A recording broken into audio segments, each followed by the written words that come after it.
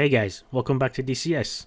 So in today's video guys, we'll be doing 3 dogfights against the MiG-29 using only heat-seeking missiles, IR missiles. So I'll be using the AIM-9X and the joint helmet-mounted queuing system for the Hornet and the R-60M as well as the R-73 for the AI MiG-29. Now the AI difficulty is set to excellent, so it'll be interesting to see how well it does. So immediately we get a lock. We fire 1, fire 2. Now as I said, these are AIM-9Xs, so I'm not sure if we got him. I think I might be seeing a parachute. Let's see if he lives through this. But yeah, so my plan is to do 3 fights in this video, and I'll show you guys all 3 fights. So regardless of whether I get shot down or not, just let's see who comes out on top. Me or the AI in the MiG-29. Now, as I said, he's carrying the R-73s as well as the R-60s. Now, the MiG-29 is obviously being driven by AI. If it was against a player, and there we go, we got him. It might have been a different story. Altitude. So, welcome to the second fight, guys. So here we are in the merge. Now again, it seems like the MiG-29 goes into the vertical. We can lock him up. There we go. Fire 1. And off it goes. Wow, impact. Very, very cool. The AIM-9X is an extremely cool missile. It basically has a high off bore sight capability. Basically, you can shoot the missile 90 degrees off to the side, and it will still be able to track. So that's very, very cool. And the combination of that, the AIM-9X, as well as the helmet-mounted display, the Hornet is actually quite formidable in close range. However, I need to say this: the MiG-29 also has this capability, this helmet-mounted display system. In fact, it's had this in DCS as well as the SU-27 for a very, very long time.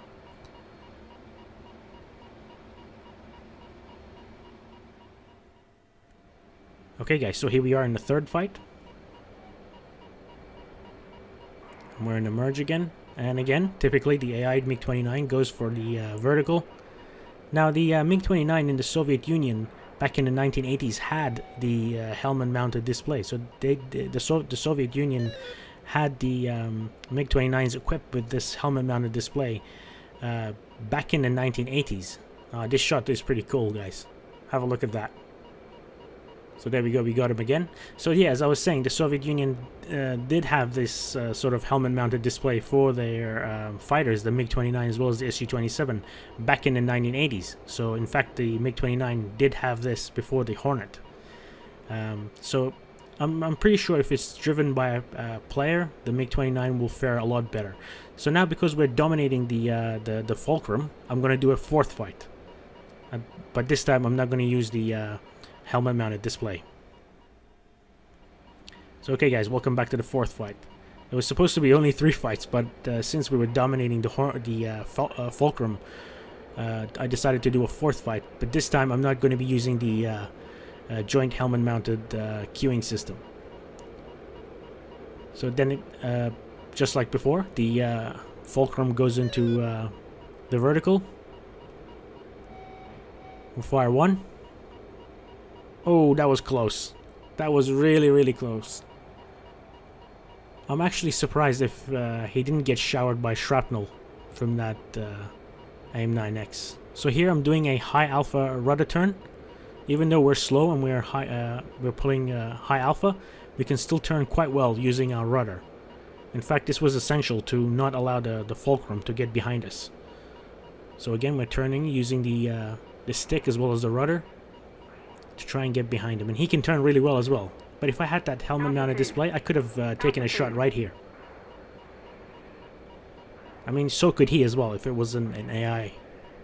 A real actual player would have done a lot better. So again, he's going in for the going up into the vertical, and we fire 1. There we go. Fire a 2nd one, so that one missed. Fire a 3rd one, and there we go, hit. Wow, that looks pretty cool. I can see a parachute, so luckily he ejected. And there we go.